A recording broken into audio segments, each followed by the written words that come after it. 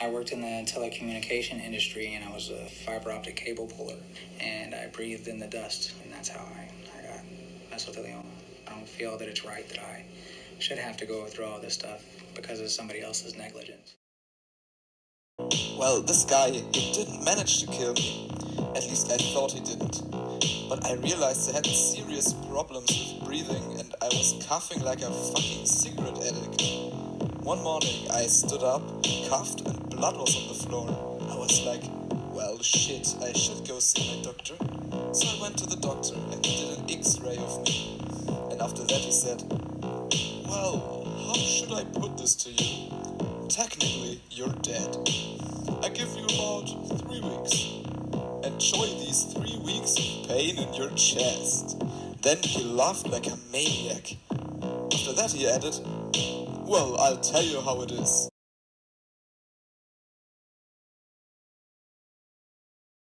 I must be honest, I mean, I still said to Fazeka, I think 80% of all asbestos work in South Africa gets done illegally. Of course! So they should sort out those guys and deal with it. Because this is so clear that it's not right. I mean, you can just see, based on the shape of the roof sheet, that can't be anything else but asbestos. I ran away like a fucking chicken. I ran in an old building, not knowing what would await me there. Suddenly I came to a wall. It didn't look very stable to me, so with a rather mediocre leap, I broke through that wall. And this wall was raising up dust like shit. I breathed some of it in, of course, and after that, I coughed like mad.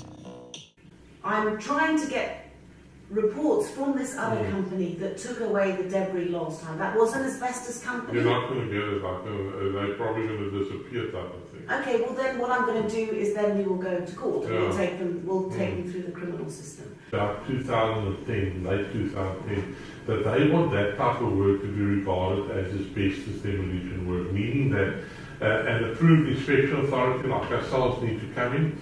We will typically draft the work plan. I'm sorry, I didn't bring you a copy. I'll tell you why. Because the contractor was supposed to be here as well, and he just phoned me. He's got it each on another site because he said he'll bring you a copy of the work plan. But I'll send it to you. There's no level of exposure that experts can give you a written guarantee that's 100% safe. Where is the asbestos? The asbestos that needs to be removed consists of roof sheet. It's a fairly small job in the sense of small for us now, because I mean we normally work with tons and tons of Have you tested the cement and the pipes and the guttering and all of that? Have you tested all of that? There's 51 square meters of asbestos contained in roof sheet. Yeah. 20 meters of gutters. Hang on, roof sheet. 20 meters of 20 gutters, meters of gutters, 6 meters of rainwater downpipe, and then 15 meters of barge boards. In other words, those boards on the side of the 15 meters of barge boards. Now, right, I want my person, it's not that I don't trust you. No, that's fine. I want my examination people to go in because I don't believe this man. They've taken away about 6 skips of stuff, right? They've taken all the ceiling wooden things out, right? All the floorboards. I mean, this is not acceptable. I've got no issue with it. It's people like you that keep us in business. So I've got no issue with the fact that you're concerned and you are rightfully so. I want the little bits and pieces tested. I'm happy to pay for it.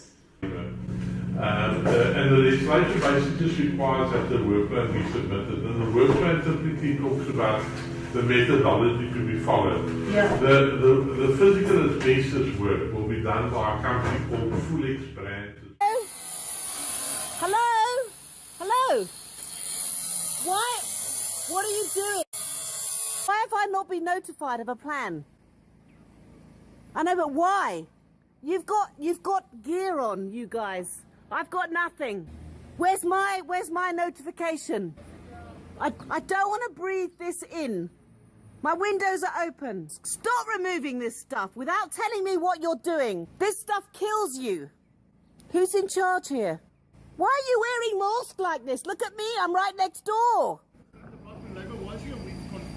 What about this mess?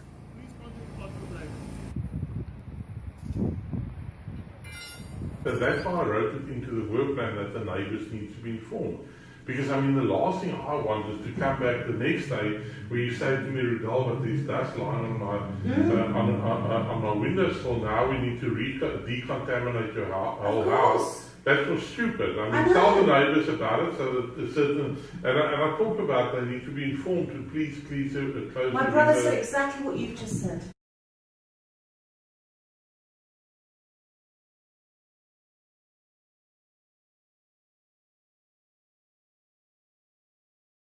Now, what we're going to do, so we will look at this from the air quality management bylaw perspective. Now, the problem for us with the bylaw is, in the bylaw, the section that deals with dust says, fine, you must take all measures that are practically possible. There's a little thing that I forgot to bring the bylaw. So what they're currently doing, the sand that's been removed from the trenches, that they're going to remove, and all that sand will be gone, he said, by end of next week. The sand that's going to be left on site, that will be stockpiled, they must cover it. Yeah, but this excavator sand, all of it needs to be covered. We can't go on like this. Not just me, all of us. Yeah. It is so much sand. I don't think you have any idea. Yeah. I told the city building inspector they were leaving the skips uncovered outside on windy days. We said there's asbestos in there. Please, please, please, can they cover the skip and can you get an asbestos crew? Nothing happened. They were dumping it illegally. I've got all the number plates, I've videoed everything, so I've got it all as a record, okay? The building inspector did nothing. But the irony of it is, Chrissy, and we had a discussion just now with the owner. Normally, when there's a building, okay, I don't know if it's applicable to a scale of this size, but normally with huge construction, we feel that there is an environmental management plan that is incorporated often into the whole approval for the site. Because you can't quote me.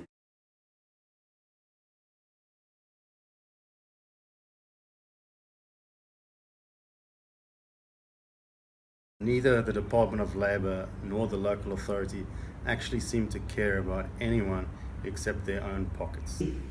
It's full of asbestos. Here's what Fazeka should have done, is she should have stopped everything, and she's got the power to do it. She should have stopped any work done on it until such time that the proper assessment has been done to determine where we've got asbestos. Can you tell her that? Because they don't listen to her. I'll speak to her, because I don't know why they're so hesitant to just do their bloody job.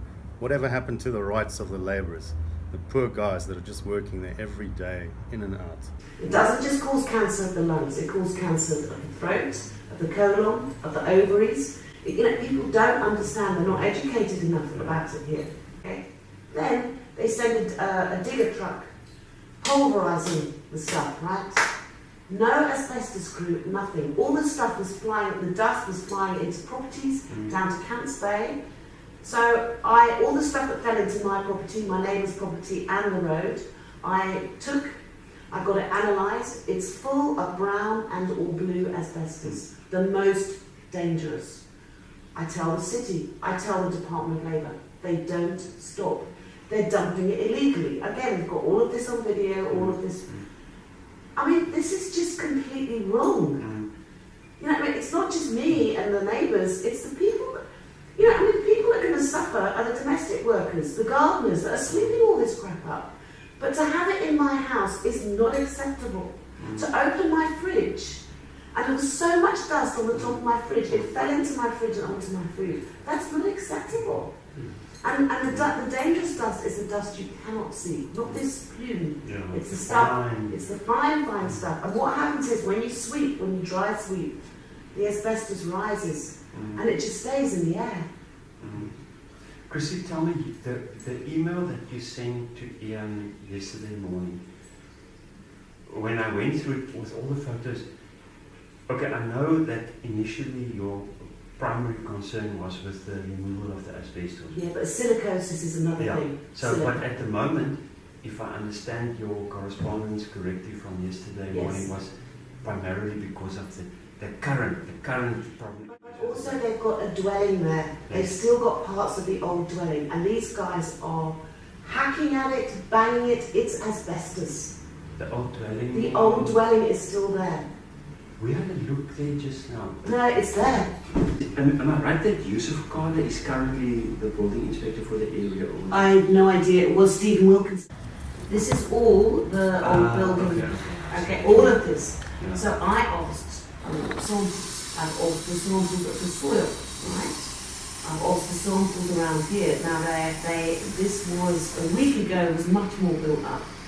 So these workers are being exposed. I'm going to start at the beginning from our department's perspective. All right, like I said to Ian yesterday, what makes this situation exceptionally challenging to us is, and I think Ian sort of mentioned it briefly, is that, okay, the building department is the lead authority. So in a situation like this, the building department would say, no, everything's hunky-dory, so we become involved. But that's not good enough answer when we're breathing in this stuff. I don't care So, how it... but let me just, so now what we're going to do, so we will look at this from the air quality management bylaw perspective. The demolition proceeded without any regard for the neighbors' rights. A wall of the neighbor's house was smashed. Laborers were injured. I even noticed that there was blood on the path. Absolutely unbelievable. My client had to, of her own, employ an expert, Mr. Richard Whitaker, pay him out of her own pocket so that this could be attended to urgently. Richard Whitaker wrote to both Rafik Fisher of the city and Fazika of the Department of Labor, and neither of them even bothered to respond. They did absolutely nothing. But the implication of that is that we as air quality practitioners must now apply specialist discretion on a site for which we are not the lead authority. And, you know, but okay, we're not stupid, we're not idiots, so we will go on site and we will do an assessment and we will apply ourselves in as best we can and say, look, do this, do that, cover the sand, the things that are obvious. Now, I think it's in very bad taste for us as officials for one department to criticize another, but really, see, the building inspector is in some cases making, I would say, compromise our legal position. Because we have to venture into a situation for which we don't have the legal mandate or the necessary. I understand. But now, with this guy, with the guy next door, we had a look at the site. We are going to serve a notice on the owner, and we're going to ask him to present us with a dust management plan that spells out exactly what they are going to do. Thank you. Then we will review the dust management plan, and if the dust management plan is comprehensive enough, we will accept it. If not, we will say, well, we feel that you must do this. We could even maybe knock on the doors of our building inspector department and say, look, this is what they gave to us. Are you guys happy with it? And I can bet you there's a 99.9% chance that they will say, yeah, then that's fine. But we will still review it. That is our modus operandi with the property. That's how we're going to approach it in terms of our legislation.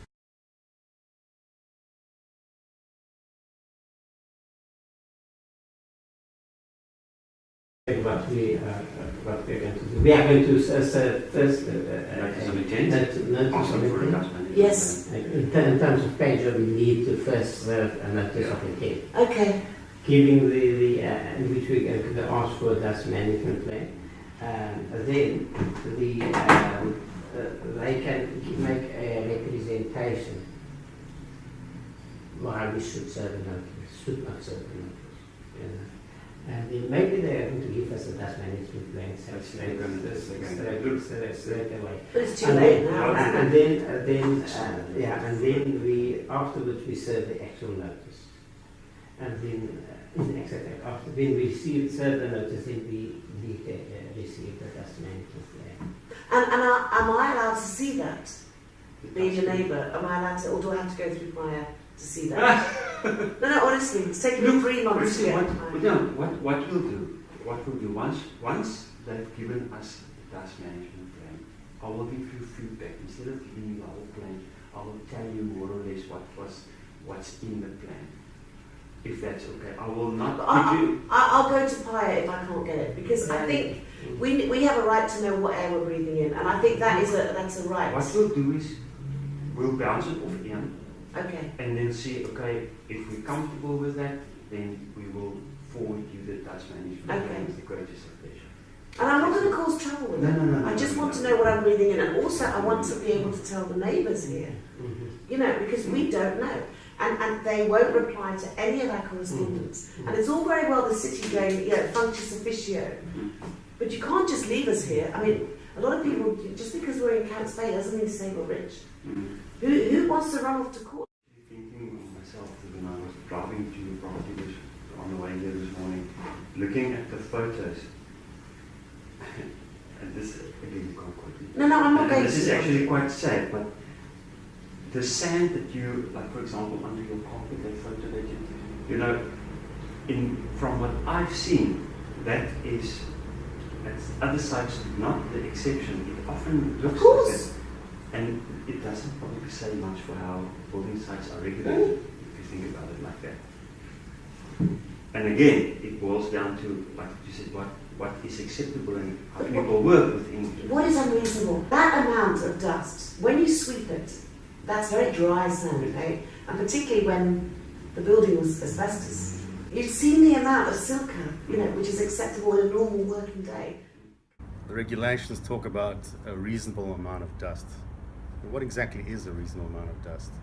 My client was adamant that the dust amount was unreasonable, ridiculously unreasonable. Because neither Coghlan nor the city of their own were willing to furnish information to my client, she then had to go according to something called PIRE.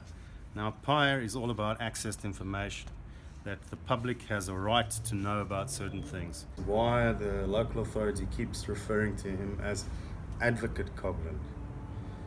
He should be just called Mr. Coghlan, not Advocate Coghlan, which seems to suggest to me that there's some behind-the-scenes connection here, or at least a bias in his favor. Even after she applied for PIRE for this information, still it wasn't given to her, and there were feeble excuses about disclosure of personal information about a third party or a deceased individual, or financial, commercial, scientific or technical information, trade secrets of the third party, which would be likely to cause harm the commercial or financial interest of that third party, or information supplied in confidence by a third party, the disclosure of which could reasonably be expected to put the third party at a disadvantage in contractual or other negotiations. Absolute twaddle, just hiding behind words and not disclosing what they ought to disclose. PIRE has a public interest override. My client wrote and indicated this public interest override to the local authority. The public interest override is about imminent and serious public safety or environmental risk, and about disclosure of the record which outweighs the harm contemplated in the ground for the refusal. They did not take this into account. My client was prejudiced.